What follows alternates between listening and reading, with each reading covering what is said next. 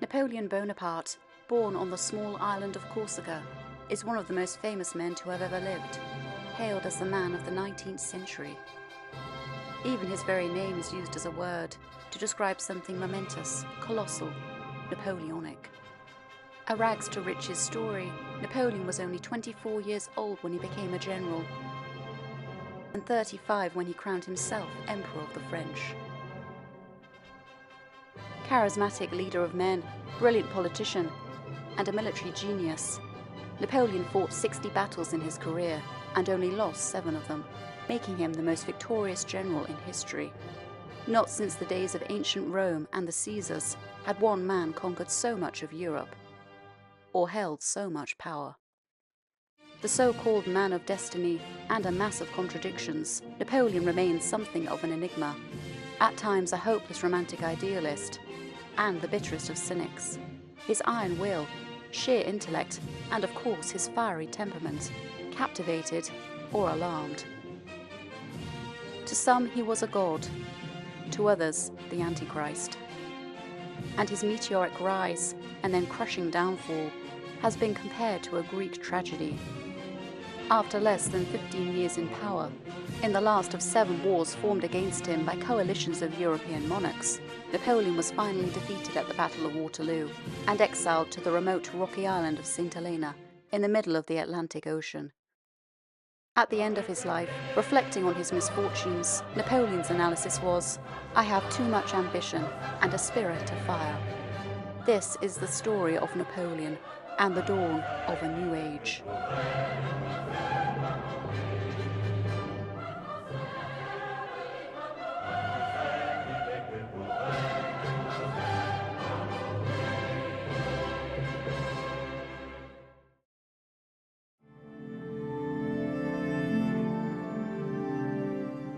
At 10 p.m. on the 22nd of August 1799, Napoleon scaled the deck of the frigate Le Miron to leave Egypt and set sail for France. As the stars shone and the ships unfurled their sails, Napoleon walked the deck of the ship for a while, lost in thought, gazing at the low outline of Egypt as it faded away into the distance. The others were thrilled at the thought of returning to France, but Napoleon seemed more ambivalent. Napoleon had also taken with him a young Georgian-born Mameluke called Rustam, who had been sold into slavery when he was just 15 and had been a gift from a sheikh allegedly descended from Muhammad himself. Napoleon tried to reassure Rustam, who was scared of sailing. "Don't fear anything. We'll soon be in Paris and we'll find a lot of beautiful women and a lot of money. You'll see, we'll be very happy, happier than in Egypt." Rustam became Napoleon's bodyguard, sleeping on a mattress outside his door every night, armed with a dagger. He showed his new master absolute devotion for the next 15 years, until Napoleon's downfall, when he unceremoniously abandoned him in the middle of the night. Hoping to escape the English ships, which were lingering around Alexandria, some became worried when a British corvette was spotted just as they left. But Napoleon simply said, "We'll get there. Luck has never abandoned us. We shall get there, despite the English." Napoleon decided, "If an English fleet shows itself, we will run ashore on the sands and march with a handful of brave men and the few pieces of artillery we have with us to Oran or Tunis, and there find means to set sail again." Unfortunately, at midnight, the strong wind they needed died away. Some, again fearing being captured, wanted to return to shore. "Be still," Napoleon urged. "We shall pass in safety." Admiral Ganteaume wanted to take the quickest route back to France, but Napoleon told him to sail as close as possible to the coast of Africa and to continue that isolated route north until they reached the island of Sardinia. This route, though it took much longer, turned out to be a wise choice. With Napoleon's usual good luck, during the first 2 days, the northeasterly wind guided him away from where the British ships might have been. But for the next 20 days, the wind was so unfavourable that their ships did not travel even 300 miles. Another minor miracle took place. One foggy day, their ship passed straight through the British fleet. The admiral instinctively wanted to change course, but Napoleon stopped him. The fog saved the French ships, and Napoleon along with them. Bonaparte's star, it seemed, continued to protect him. Without professing to believe in this sort of predestination, yet, when I call to mind the numerous dangers which Bonaparte escaped in so many enterprises, the hazards he encountered, the chances he ran, I can conceive that others may have this faith. But having for a length of time studied the man of destiny, I have remarked that what was called his fortune was, in reality, his genius, that his success was the result of his admirable foresight, of his calculations, rapid as lightning, and of the conviction that boldness is often the truest wisdom. If, for example, during our voyage from Egypt to France, he had not imperiously insisted on pursuing a different course from that usually taken, and which usual course was recommended by the admiral, would he have escaped the perils which beset his path? And was all this the effect of chance? Certainly not. During these trying weeks, Napoleon seemed serene. He repeated, "We shall arrive in France safely. I am determined to proceed with all hazards. Fortune will not abandon us." According to Lascasse, the crossing was very long and disagreeable. We were constantly afraid of being surprised by the English, and were very nervous. Only Napoleon remained calm and composed. He was in the brightest, the freest of moods, and he chatted about all manner of inconsequential things. Denon remembered, Bonaparte, as an unconcerned passenger, buried himself with geometry and chemistry, or unbent his mind by sharing in our mirth. He would tell us ghost stories, in which he was very clever. He never mentioned the Directory, except with a severity that savoured of contempt. Bourrienne read him history books late into the night, including the life of Oliver Cromwell, the English revolutionary general who launched a coup against a government he despised. He was about to become more of a role model for Napoleon than any of them could have guessed. For 40 days their ships tossed and turned on the waves, until, on the 1st of October, they reached the island of Corsica, taking refuge in Napoleon's own hometown, the harbour of Ajaccio. The news that the local boy Napoleon had returned swept over the island like wildfire. Denon recalled that the fort's guns saluted him on both sides, and the whole population rushed to the boats and surrounded our frigates. Seeing Ajaccio once again left Napoleon in tears. As their ship was about to dock in the harbour, Napoleon spotted a woman in black in the crowd, crying out to him, "Dear son!" It was his old nurse from when he was a boy, Camilla Ilari. "Mother," he called back, and when he landed, she handed him a glass of milk. "My son, I gave you the milk of my heart.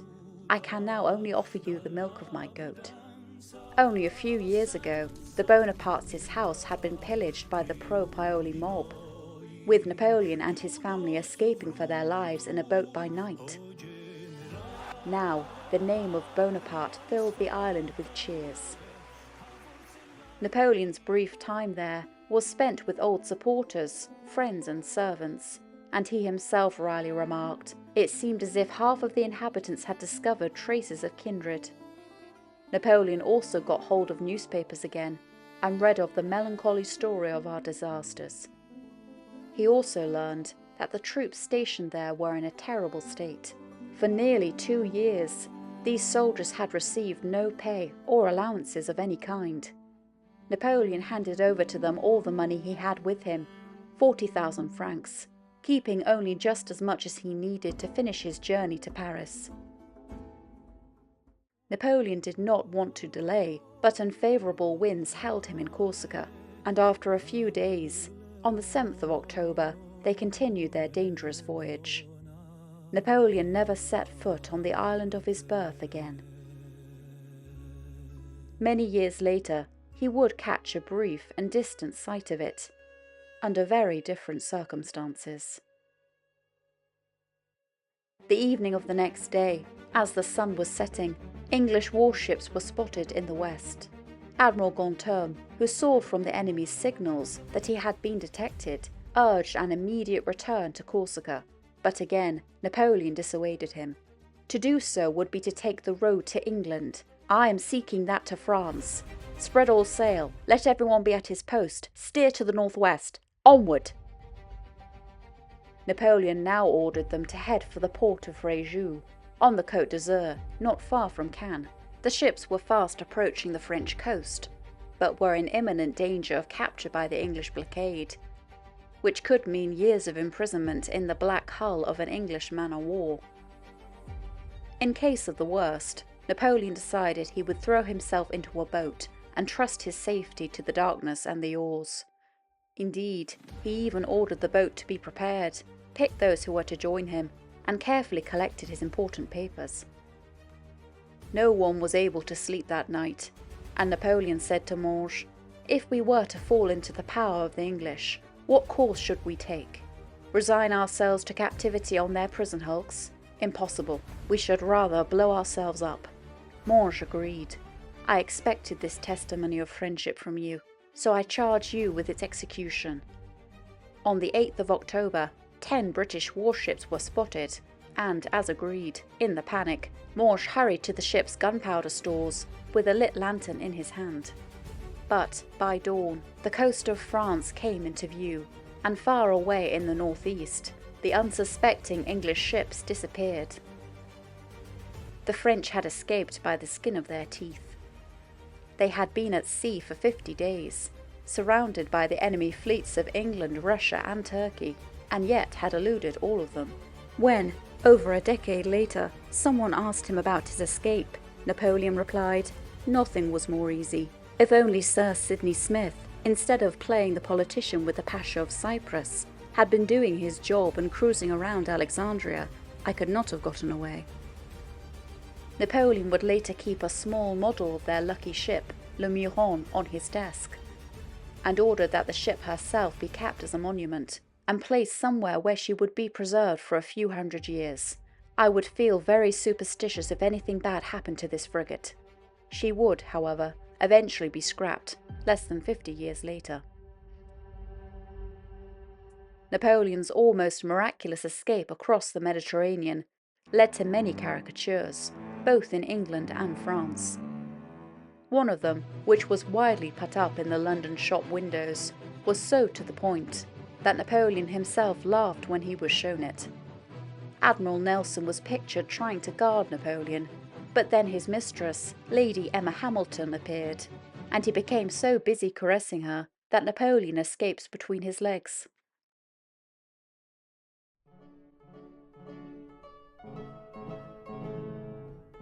"17 months after Napoleon's departure, the 4 ships dropped anchor in the little harbour of Fréjus.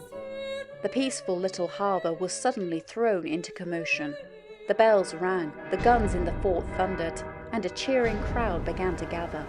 Before long, the harbour was swimming with boats. Some even climbed on board the ships, greeting him with cries of, 'Long live the conqueror of Italy, the conqueror of Egypt, the liberator of France,' and some even weeping for joy. The news of Napoleon's return spread from farmhouse to farmhouse, and even some wounded soldiers in the hospital left their sick beds, stumbling to the beach to get a sight of the returning hero. The ships also brought the first news of their victory at Mount Tabor and Aboukir. Humiliated by recent defeats in Europe, the French were elated by this restoration of their national honour.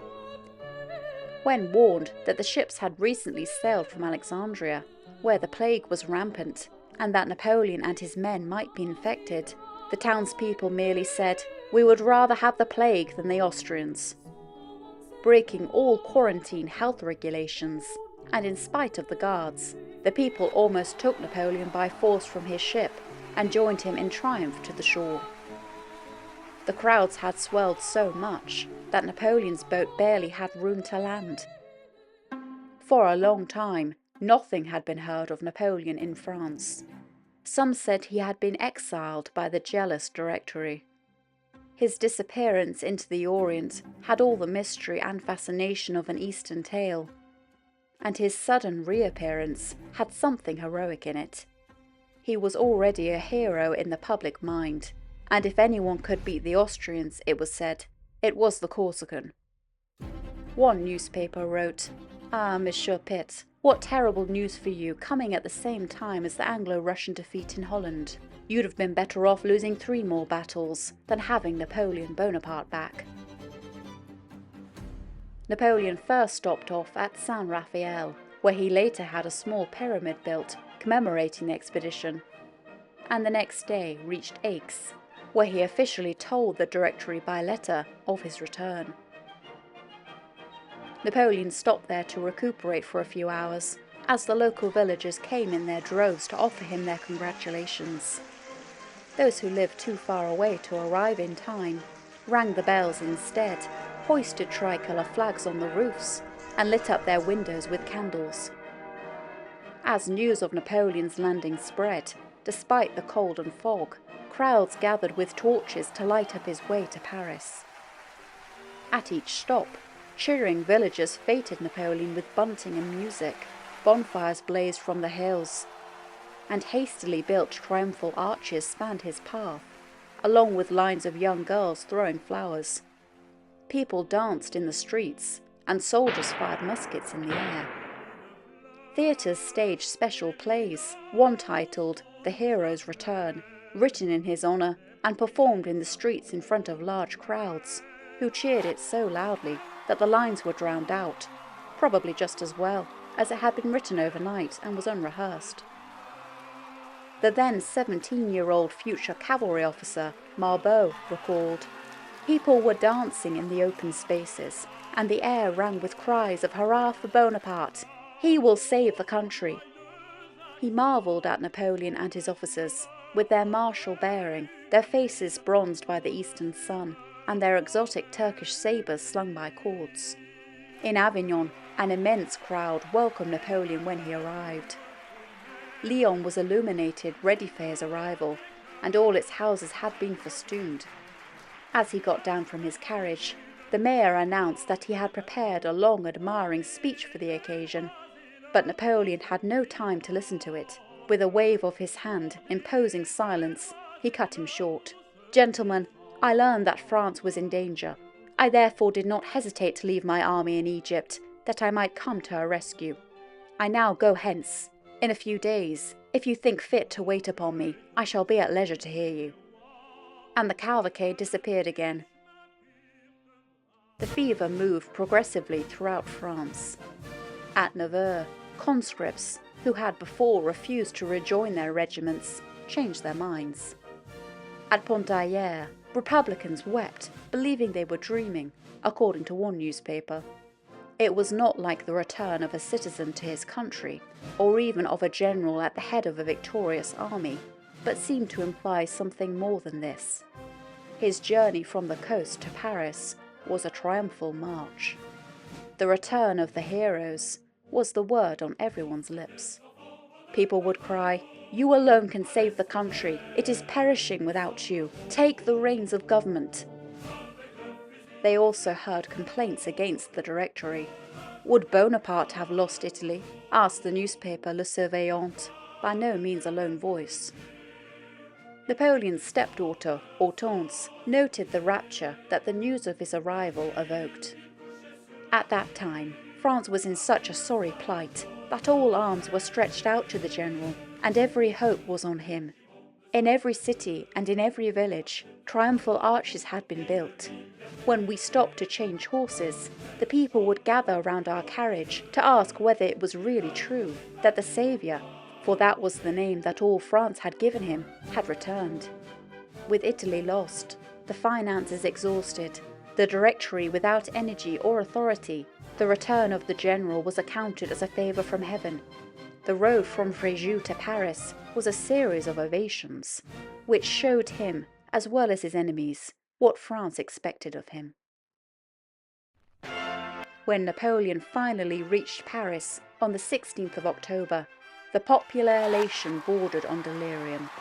His entry was marked by fireworks, and in the theatres, the public interrupted performances to sing patriotic songs. In the streets, complete strangers embraced each other and one poor politician, aggrieved at the disasters facing the Republic, was so beside himself with joy that he dropped dead of a heart attack. The Gazette de France wrote that nothing could equal the joy which greeted the return of Bonaparte. This was the only event in a long time that has inspired public enthusiasm.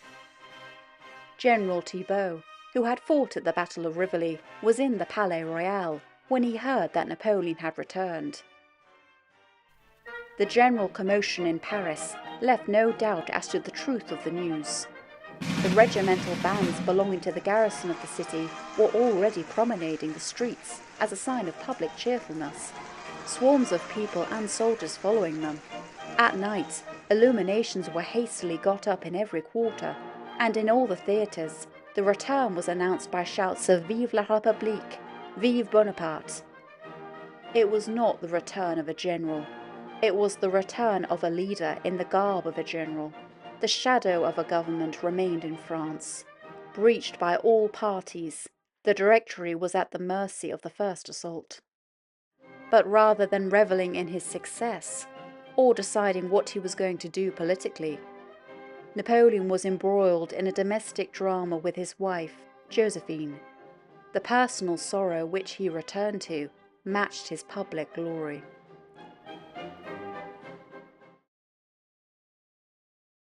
Over a year and a half ago, when Napoleon had set sail from Toulon, Josephine had begun travelling north to Plombières, a spa town nestled in the pine forest of the Voyage mountains, famous for its sulphur baths, said to improve fertility.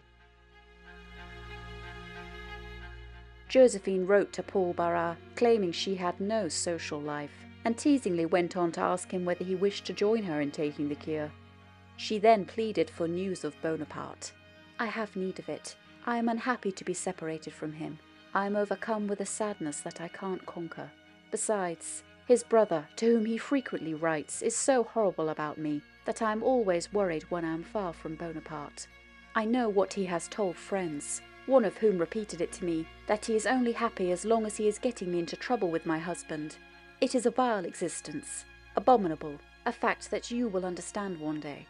I send you a letter for Bonaparte, that I beg you to pass on to him quickly. I will send you all my letters to him. You know how upset he gets with me when he receives no news." The last letter which he wrote to me was very tender and emotional. He told me to come and join him quickly, that he cannot live without me. So I work diligently to improve my health, so I can leave as quickly as I can to join Bonaparte, whom I love, in spite of his little faults. But Josephine's pleasant stay in the sedate resort was rudely interrupted. The morning began harmlessly enough, with Josephine and a friend sitting knitting and chatting with two visitors. Her friend wandered out onto the balcony and called to Josephine to come and see an adorable little dog that was passing by on the street below. Ever the animal lover, Josephine rushed to join her. But suddenly, overwhelmed by their weight, the fragile balcony gave way, and they all fell 20 feet to the street below. Her friend broke her leg, and Josephine was badly hurt. Her daughter Hortense arrived to discover Josephine with a suspected broken pelvis and spinal paralysis. Her bruises were so severe, especially on her arms, that she could not even lift a fork and had to be fed like a child. Her doctor subjected Josephine to such an obscure series of treatments that it's a miracle she survived, including immediately bleeding her, giving her an enema, and plunging her into a hot bath. Josephine told Barras that she was still feeling dreadful. "I've suffered a great deal of pain. I still can't walk. My body aches horribly. I have to take the bath every day. I have to be a bit stronger to take the showers. The only thing the doctors tell me that will cure me. I suffer cruelly." Almost 3 weeks later, Josephine said she was still in profound discomfort, unable to sit or stand for more than 10 minutes without pain in her back and lower stomach. It seems likely that Josephine's accident caused so much damage that, if she wasn't already, it made her prematurely infertile. She would never be able to give Napoleon the children he longed to have, or, crucially, an heir to his future empire. When Josephine eventually arrived back in Paris in September, she was greeted by more tragedy. The French fleet had been destroyed at the Battle of the Nile, and as a result, Napoleon was cut off from France, unable to receive reinforcements or supplies, and in grave danger. But the whirlwind of Parisian life swept Josephine away again. During Napoleon's time in Egypt, scandal after scandal followed for Josephine. Her embroilment with the Baudin Company, the corrupt war profiteers, first caused the stir. A war ministry inquiry into the company caused serious financial difficulties for the firm, and Baudin himself was imprisoned. In a drama that unfolded over 6 months, newspapers were filled with details of the company's shoddy practices: horses unfit for service, and meat, maggoty and rotten, totally unfit for human consumption. Worse still, unpaid suppliers were now threatening legal action. Unable to turn to Napoleon, Josephine once again reached out to the powerful director, Barras. A report on the Baudin Company is to be made today to the Directory, and I implore you to intervene in their favour. I hesitate to distract you from your weightier duties, but the firm is in such dire straits that it cannot survive without powerful sponsorship. But not even Barras could save the company from bankruptcy. Her financial anxiety and the public humiliation caused a rift between Josephine and her business partner/lover, Hippolyte Charles. In one of her letters to him, she concluded, "So now I am asking you to grant me a moment of your time, to speak to you on a matter of importance to me. You may rest assured that after this meeting, which will be the last, you will be no further annoyed by either my letters or my presence." A self-respecting woman, finding herself the victim of deceitful practices, withdraws quietly without a word. Hippolyte's reply provoked such misery in Josephine that she wrote to one of her Creole confidants, "Please do me the favour, darling, of reading the enclosed letter, and then ask this person to come to you and try to discover what motives could have prompted such a message. I find it so unreasonable, so undeserved, that I am not even taking the trouble to reply. Of course, I have done nothing with which to reproach myself. It is obvious to me that the intention is to bring about an open breach. I have the feeling that such has been the intention for quite a while. But methods more straightforward, less hypocritical than these should have been used. Forgive me, darling, for upsetting you with this, but you can imagine how horribly distressed I am to impose my distress on you. It is proof, as well, of how greatly I rely upon your friendship. I am so unhappy." Josephine also tried, as best as she could, to get through to Napoleon, adding at the end of a letter sent to her son Eugène in Egypt, "I love you with all my heart, my dear Eugène. I think of you without ceasing. I await the moment which will reunite me with all I love. I should have nothing more to wish for, if only I could have Bonaparte back as he was when he left me, and he should always be towards me. Think, my dear Eugène, of all I have suffered by the absence of both of you." Josephine also made her own loving appeal directly to Napoleon in a letter, denying everything. "Can it be possible, mon ami? Is the letter indeed yours which I have just received? Scarcely can I believe it, on comparing it with those others now in front of me, and to which your love gave so many charms.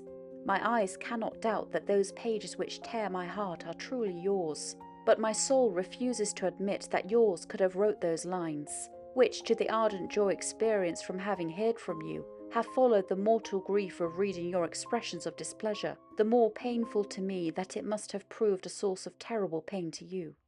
I am entirely ignorant about how I can have offended, to create an enemy so determined to ruin my peace by disturbing yours.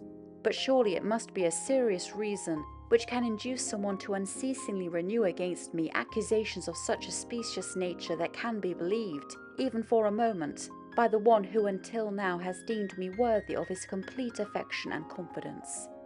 These two feelings are necessary to my happiness, and if they were to be so quickly refused to me, why was I ever given the delight of possessing them? Far better would it have been for me never to have known you. When I first met you, overwhelmed with sadness from the sorrows that had overtaken me, I believed it impossible that I would ever again feel a feeling approaching love. The scenes of blood I had witnessed, and whose victim I had been, pursued me everywhere. Such were the reasons which prevented my apprehension in often seeing you. Little did I imagine that you would for an instant choose me. As did all the world, I admired your genius and your talents. More truly than anyone else did I foresee your coming glory, but despite all this I was unmoved, loving you only for the services you had given to my country. You should have left me to cherish this admiration, and not to have sought to impassion it by using those means of pleasing which you above all men possess, if, so soon after having united your destiny to mine, you were to regret the happiness which you alone had taught me to enjoy. Do you believe that it is possible for me ever to forget your cares and your love? Do you think I can ever become indifferent about one who sweetens existence by all that is delightful in passion? Can I ever efface from my memory your kindness to Hortense, your advice and example to Eugène? If this appears to you impossible, how can you suspect me of being interested for a single moment in what is not you? Oh, mon ami, instead of listening to deceivers who, from unexplained motives, seek to ruin our happiness, why do you not rather reduce them to silence by telling them of your benefits to a woman who has never incurred the suspicion of ingratitude? On hearing what you have done for my children, my accusers would be silent, since they must know that, as a mother, I first became attached to you. Since that moment, so dear to my memory, your actions, admired as they have been throughout the whole of Europe, has in my heart only awakened deeper adoration of the husband who chose me, poor as I was, and unhappy. Every step which you take adds to the splendour of the name I bear, and such a moment is seized to persuade you that I no longer love you. What absurdity, or rather what vileness on the part of your comrades, jealous as they are of your clear superiority. Yes, mon ami, I love you with a sincerity known well, even to those who claim the contrary. They must be aware of wronging me, for several times I have written to them in order to hear of you, to entreat them to watch over you, and by their affection to console you for the absence of your wife, and finally, to keep me informed of everything connected with you. But how have these people acted, who pretend such devotion, in whom you confide, and according to whose words you judge me with inconceivable injustice? They conceal from you whatever might lessen the pain of absence. They take advantage of your suspicious nature to create worries that may induce you to leave a country which they detest, and the more they irritate you, the more pleased they are. Such is the light in which things appear to me, while you are deceived about their dishonest intentions. Believe me, mon ami, as soon as you stopped being their equal, you became their enemy. Your victories, even, are only so many motives for their hating you. I know these intrigues, although I disdain to avenge myself by naming men whom I despise, but whose valour and abilities may be useful to you. On your return, I will disclose the secret, and show you those who are envious of your glory. But no, when we are united once again, I shall forget all the harm which they would have done me, to remember only the efforts which they may have made in your service. It is true I see many people, for everyone strives to be foremost in complimenting me on your success, and I confess I have not the heart to shut my door against anyone who comes to speak of you. My male writers are very numerous. They understand your daring achievements better than women. They talk with enthusiasm of your noble deeds, while at the same time they cannot complain of your having taken with you their spouse, their brother, or their father. Women fall on these subjects, and when they do not praise you, they do not please me. Still, it is among women that I can find those whose heart and understanding I prefer to all, because their friendship for you is sincere. These are my intimates. I never leave them, and they will tell you, ungrateful as you are, if I have thought of playing the coquette with all the world. These are your own words, and they would be odious to me were I not certain that you have disavowed, and at this moment are sorry for having written them. I tremble when I think of the dangers which surround you, of more than half of which I should be ignorant, had not Eugène repeated his request to me to write to you not to expose yourself to perils, and to take more care of a life, not only dear to your family and your friends, but upon which hangs the destiny of your brothers in arms, and thousands of brave followers who could have the courage to endure so many trials while under your eye alone. Let me remind you, mon ami, not to exceed your strength, and to listen less to your own daring than to the advice of those who love you. Berthier, Bourrienne, Eugène, Caffarelli, less ardent, may also sometimes see more clearly. They are devoted to you. Listen then to them, but to them only, you understand me? Then both you and I will be happier. Here I receive honours which sometimes cause me embarrassment. Besides, being little used to such homage, I see they displease our government who, always distrustful and fearful of losing their power, are always on the watch. Ignore these people, you will say. But mon ami, they will try to hurt you. They will accuse you of seeking to lessen their power, and I would be aggrieved to at all contribute to a jealousy which your triumphs sufficiently justify. When you return covered with laurels, good heavens, what will they do if already they are on the rack? I cannot calculate where their resentment will stop, but then you will be by my side, and I shall feel secure.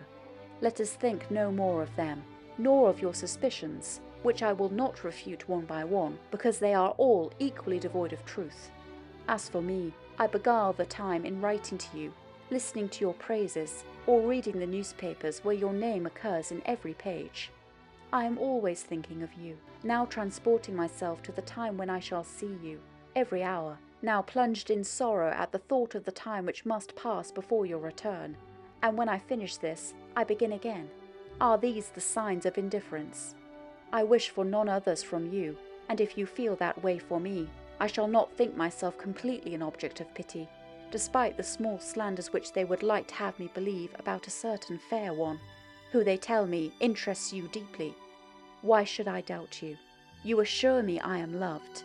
I judge of you by my own heart, and I believe you. God knows when or where this letter may reach you. May it restore to you a peace which you should never have been without, and, more than ever, give you an assurance that while I live, you will be as dear to me as on the day of our last separation. Farewell, my only love. Confide in me, love me, and receive 1,000 tender caresses. There was one consolation in Josephine's scandal-ridden life, the Château de Malmaison. As she was steeped in debt, just how she scraped together the money for the 50,000 franc deposit of the 272,000 franc price tag remained something of a mystery. But Malmaison was more than a passing fancy to her, the first home that she would own in France. It would become one of the great loves of her life, a haven of stability and security. As the year passed, Josephine found that she was spending more and more time there, especially since Paris was becoming less and less hospitable for her. It was noticed how distressed she was at a fashionable dinner in Paris, where Talleyrand, who was sitting next to her, completely ignored her, instead devoting himself to her friend, the socialite Madame Tallien. Josephine stood up and left the room in tears before the meal was over. Fearing that Talleyrand would never have dared to do this unless he had been given some hint that Napoleon was going to put her aside, Josephine grew increasingly paranoid. She invited Sieyès, the new director, now regaining his former influence, to come to see her at Malmaison, but he made it clear that he had no wish to do so. Mortified, Josephine retreated to her new home, cocooning herself with her family, and, rather dangerously, with Hippolyte Charles. She even invited Hippolyte to actually move into Malmaison. The reconciled pair, mistaken by one observer for mother and son, were often seen walking around the grounds. By now, Josephine was making her affair open folly. Even though he disappeared from view whenever visitors came to the chateau, he did not escape the notice of certain informants, who reported so to Napoleon's family, who now had even more reason to despise her. While brazenly parading around Paris with Hippolyte, Josephine continued to flounder around, desperate to shore up her position. Once again, she reached out to Barras.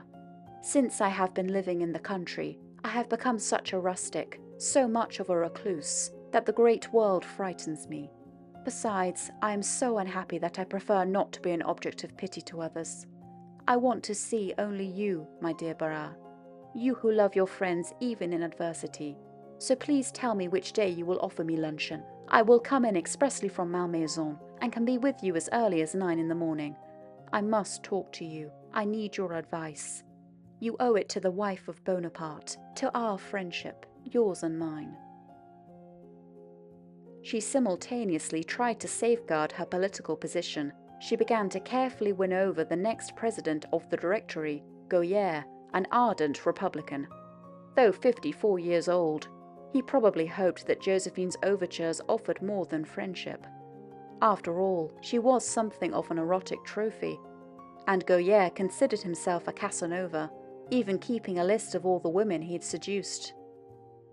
Goyer went to her house in Paris almost every day when she was there. She flirtatiously kept him at bay, and when she asked for his advice on her romantic life, he advised her, probably with ulterior motives, to give up her relationship with Hippolyte.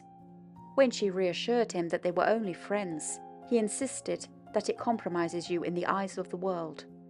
The liaison had become so scandalous that if she was not willing to give up Hippolyte, he argued, then she must divorce Bonaparte.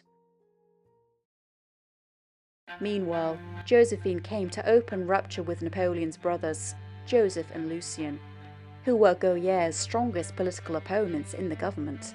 The Bonapartes headed the faction supporting Napoleon, those who expected, hoped for, and staked their future on his return, and dreamt of reconstructing France with his help. Goyer was the leader of the opposition, made up of Napoleon's rivals, the political generals like Bernadotte, Championnet, Jourdan. The Jacobins had invented Goyer, the virtuous republican civilian, to checkmate the young conqueror. On the 10th of October, Josephine was at a splendid dinner party at Goyer's house, and while the wine was being poured, suddenly Goyer was stopped by an urgent message. With a serious air, he repeated the announcement, "Bonaparte landed this morning at Fréjus." The news produced a sensation. Some, running amok in the spoils of office, paled. Knowing Napoleon's popularity, they feared another revolution which would eject them from power. Others were hopeful, feeling that France had been sent its saviour at the very moment when a saviour was needed. Josephine herself rose from her seat and hastily left, not even finishing her meal, telling one guest, "I'm going to meet him. It is important for me to reach him ahead of his brothers, who have always hated me." Josephine planned to meet Napoleon halfway on his journey, hoping to avoid all explanations by flinging herself into his arms, and persuade him that she had been faithful. She had done it before, and was confident that, given the chance, she could do it again. Joined by her daughter Hortense, Josephine raced forward in her carriage to intercept her husband. Her all was at stake. If she failed to see Napoleon, to reconcile with him, her future seemed grim indeed. Nothing was hers, not even the house in the Rue de la Victoire. It had all been bought and paid for by Napoleon. Moreover, at 34, her youth was beginning to fade. Napoleon was her last chance, and she clung to the hope that he would see her and that she would be able to disarm him. Unluckily for Josephine, Napoleon transferred to a faster carriage so that he arrived in Paris 2 days ahead of her. Napoleon had himself immediately driven to his house in the Rue de la Victoire. It had once again been extensively redecorated, but Josephine was not there. "Is she ill?" Napoleon quickly asked, and received only a significant silence. He dryly remarked, "The warriors of Egypt are like those of Troy. Their wives have been equally faithful." He immediately assumed that Josephine's guilty conscience had made her afraid to meet him, the man she had wronged.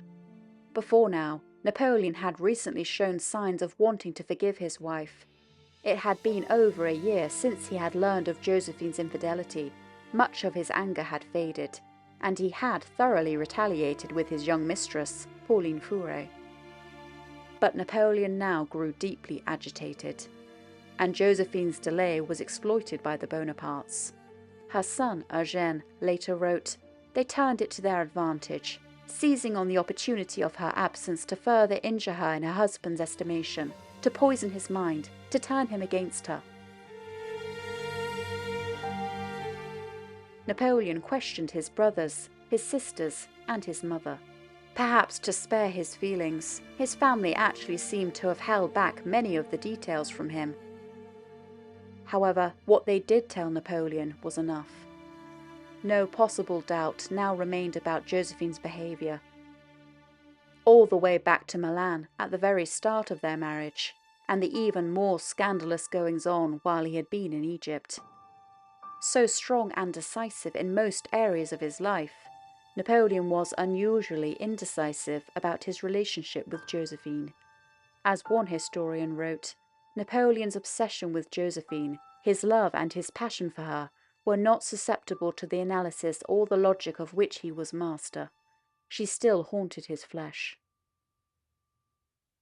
Eternally the pragmatist, Barras recommended that Napoleon be philosophical about the matter. Coquette dwelt less on her behaviour than on the political consequences of divorce. The law allows divorce, but society disapproves. Divorce is a black mark against the record of a man in public office. His public conscience is judged by his private life, his personal morals. The marital status is simply one more guarantee to be offered to society by a prominent political figure. The next day, Napoleon sought advice from other members of his social circle. First, he visited Josephine's friend and fellow Creole, Madame Omelin, who defended Josephine's virtue and reminded him of the advantages of being married to her. The enemies disarmed by her exquisite politesse, the noble rebels who had become reconciled, the young dissidents she had attracted to her side. Bourrienne also again defended Josephine, as did Napoleon's friend, the financier Collot. When Napoleon asked him whether or not he thought Josephine deserved to be divorced, he replied, "I cannot answer that question, but I ask you another. Is this the proper time for it? Think of France. Her eyes are upon you. France expects you to consecrate all your time and thought and energies to her safety. If she sees you embroiled in domestic squabbles, your grandeur will suffer. You will become instead just another comic husband out of a Molière farce. Overlook your wife's shortcomings for the moment. Put them out of your mind. If you continue to be dissatisfied with the situation, you can send her packing later.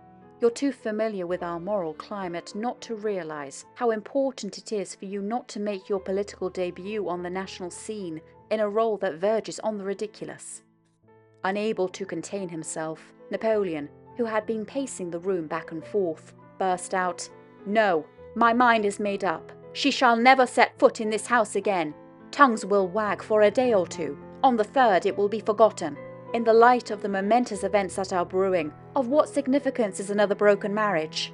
My wife will go to Malmaison. I will stay here. The general public knows enough about what has gone on not to be deceived as to the reasons for the separation." Collot continued to preach moderation, to which Napoleon responded with a stream of invective. "Such violence on your part," Collot interrupted, "convinces me that you are still in love with her. She will make her appearance, make her excuses. You will forgive her, and peace will be restored." "I forgive her? You should know me better than that.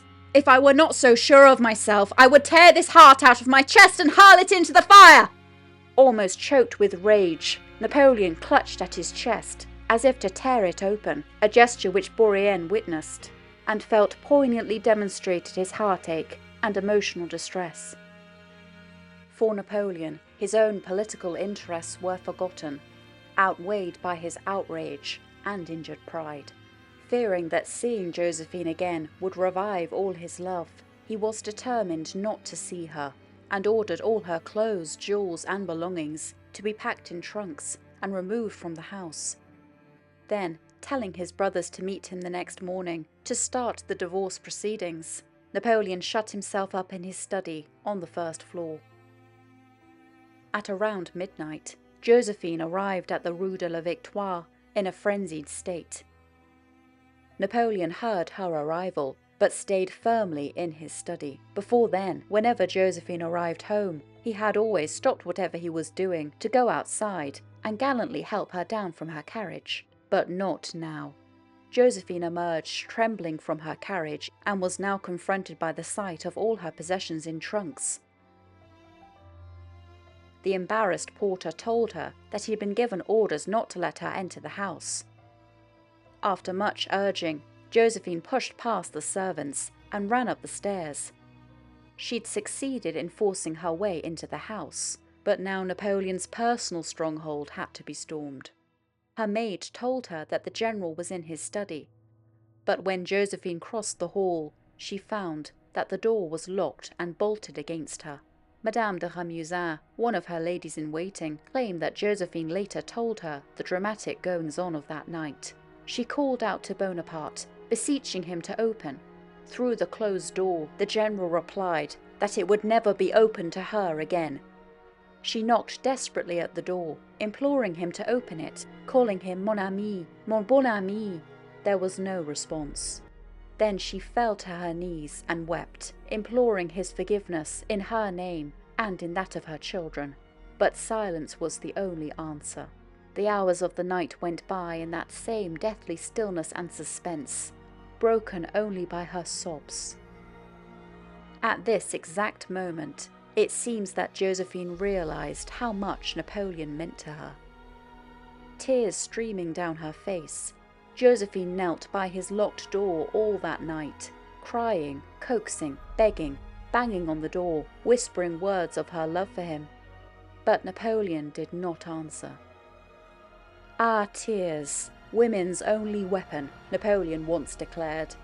While tears were certainly not Josephine's only weapon, for Napoleon, they were one of her most formidable, and she developed an entire strategy of crying, which Napoleon admitted was successful.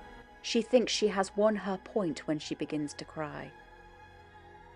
But now, to Josephine's immense shock, for the first time in their 3 years of marriage, her tears failed her. Napoleon, agitatedly pacing the room, was determined that he would not give in. By dawn, Josephine was ready to admit defeat.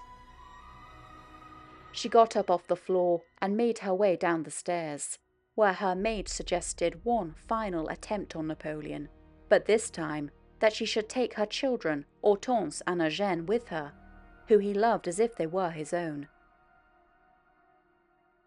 According to Madame de Remusat, the children's pleas shook Bonaparte to his iron resolve.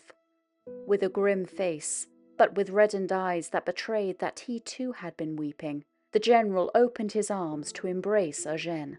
Then Josephine rushed into his arms, the door closed, and the children stole away. The next day, speaking with Collot, Napoleon gave his version of events and defended his decision. "Never think that I have forgiven her. I swear to you I have not. I ordered her out of the house when she arrived. But what could I do, Collot? Just as she was leaving, going down the stairs in tears, I saw Hortense and Eugène go after her, sobbing too. I was not born with a heart in my chest that would be able to endure the sight and sound of weeping. Eugène joined me in Egypt. I had come to look upon him as my adopted son. He is so brave, such a fine young man, and Hortense is just about to make her debut in the world. Everyone who knows her sings her praises. I admit, Collot, I was deeply moved. I could not bear the sobs of these 2 children. I asked myself, should they be made to be the victims of their mother's failings? I reached out, took hold of Eugène's arm, and drew him back to me. Then Hortense came back up the steps with her mother. I said nothing. What was there to say? One cannot be human without being heir to human weaknesses." Other theories about why Napoleon stayed with Josephine have been that he was softened by her tears, actually believed her denials, desired her so much that he forgot to care, was too concerned with politics to go through with the divorce, and that he still loved her despite everything.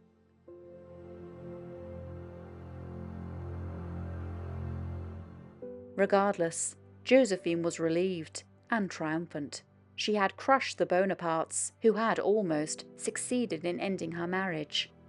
To top it all off, on the morning of their scene of reconciliation, Lucien eagerly showed himself into Napoleon's bedroom as planned to discuss the impending divorce. But instead, he was confronted by the sight of Napoleon and Josephine lying in bed together, in a state of unmistakable, total reconciliation. Napoleon and Josephine's dramatic reconciliation was a turning point in their relationship. Napoleon's ability to resist her pleading and tears, that terrible night on the stairs, had shaken Josephine to the core. She knew that she had come close to losing Napoleon for good, a man she now fully realized was extraordinary. Napoleon seemed to have the surprising ability to forgive at will, and never mentioned her infidelity again, either to her or anyone else. His mature concern for Josephine as a person won out over the bitter disappointment and resentment he might have felt towards her. Although, according to Bourrienne, Napoleon preferred to think, or claimed to believe, that the accusations of her cheating had been malicious lies. Not only did Napoleon forgive his wife, but also her confidants in the affair. With all his colossal power, Napoleon never then nor later did anything to get revenge on them, though it's said that he disliked seeing any of them. Napoleon did not let his anger get the better of him, including, of course, by having Hippolyte Charles severely punished, or even shot on some pretext, or at least to have ruined his career. Napoleon is said to have caught sight of the man only once again, by which time he was emperor.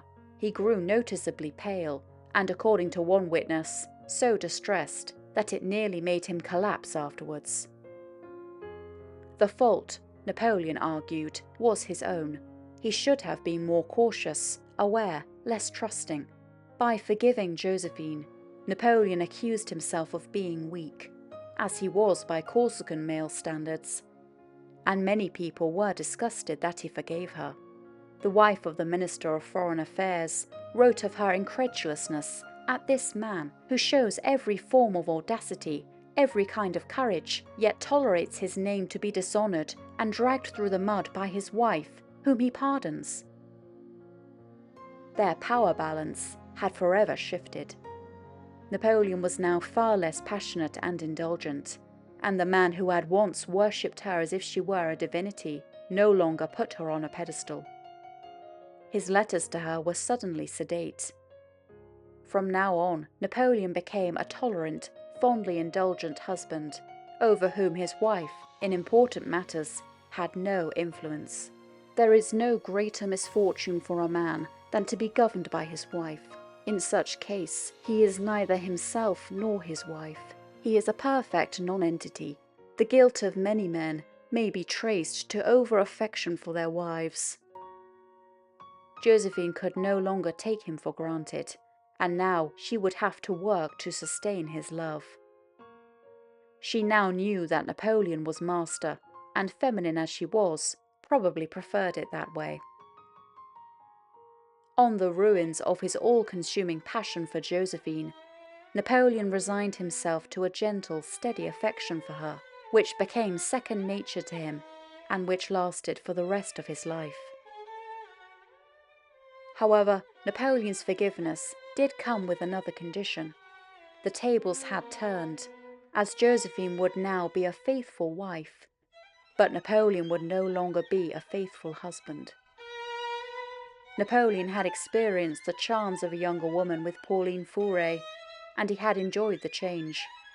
He no longer had the desire or the will to be faithful to Josephine, and from then on would strike up near constant affairs with actresses, ladies-in-waiting, and countesses. But despite his many mistresses, as Napoleon himself wryly observed, he always came back to Josephine.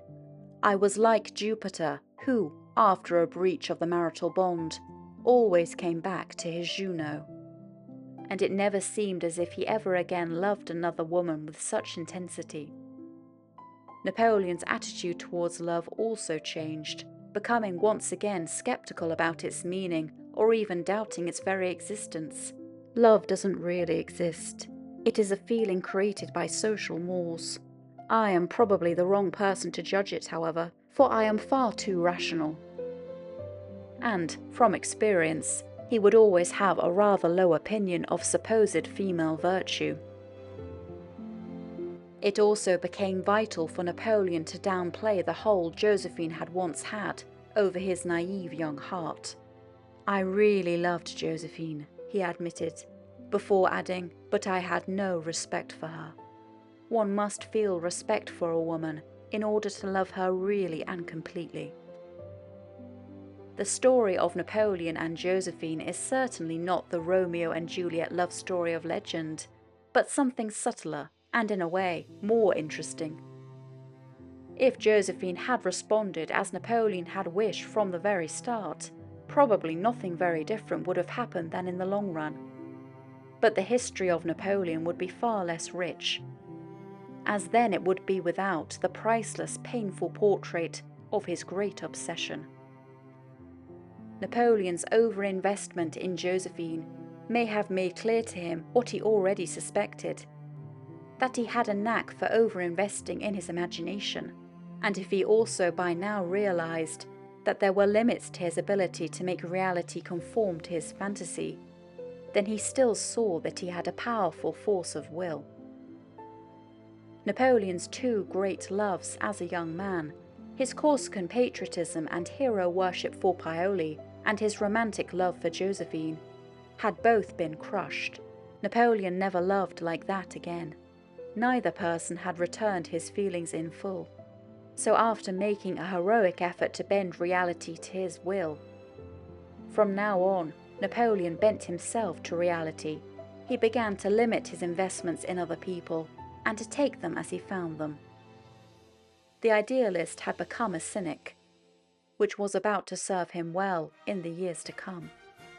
No longer just a general, Napoleon was about to step onto the world stage as a politician and statesman.